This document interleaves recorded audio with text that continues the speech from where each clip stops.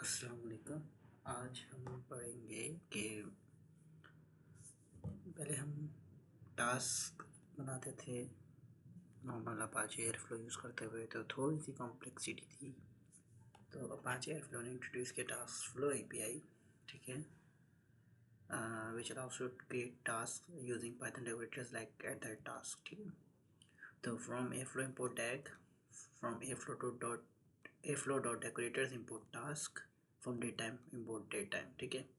with dag id this, start date this, schedule 1 sketchup false as dag। अब असल जो change है हमारा @task बताया, डेफिनेशन स्टार्ट नंबर, मतलब फंक्शन डिफाइन कर रहे जैसे नॉर्मल करते initial value is equal to 10 print किया और रिटर्न करना है इसको। पीछे जाना @5 new value is this, return new value. फिर तीसरा टास्क है मल्टीप्लाई बाय 2 किया और फिर रिटर्न कर दिया। सब्ट्रैक्ट किया 3 से और रिटर्न कर दिया। उसके अलावा स्क्वायर किया और रिटर्न स्क्वायर्ड। तो इसको डिपेंडेंसी कैसे बताते हैं? स्टार्ट नंबर, पहले start value is equal to start number, ठीक है।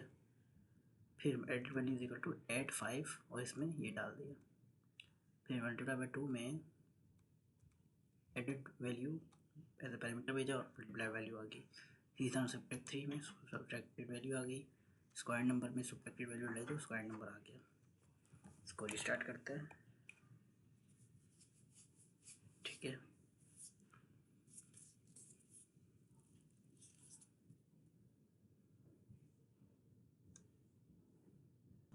अब अगर मैं इसको देखूँ तो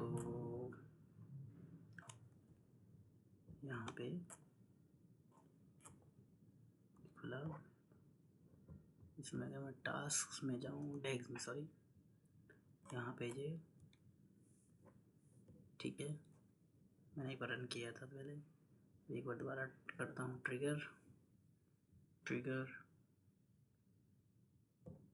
ये हम देखते हैं भी आएगा क्यूड सक्सेस, ठीक है जी। अब अगर मैं इनके अंदर डिटेल में जाऊँ, logs square result is equal to this एक्सकॉम स्क्वायर रिजल्ट। हमने एक्सकॉम में वैल्यू पास नहीं की, लेकिन पर फिर भी एक्सकॉम आ रहा है क्योंकि रिटर्न कर रहे हैं हम पैरामीटर। सेम सब्ट्रैक्ट 3, ठीक है।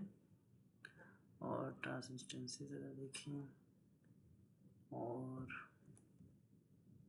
स्टार्ट नंबर ऑरेंज, ठीक है। टास्क, अगर मैं इसमें दोबारा जाऊँ,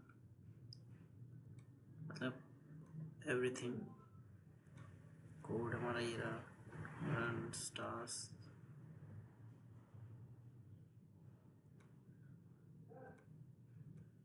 लॉग, एरर लॉग, ये अलग चीज़ है।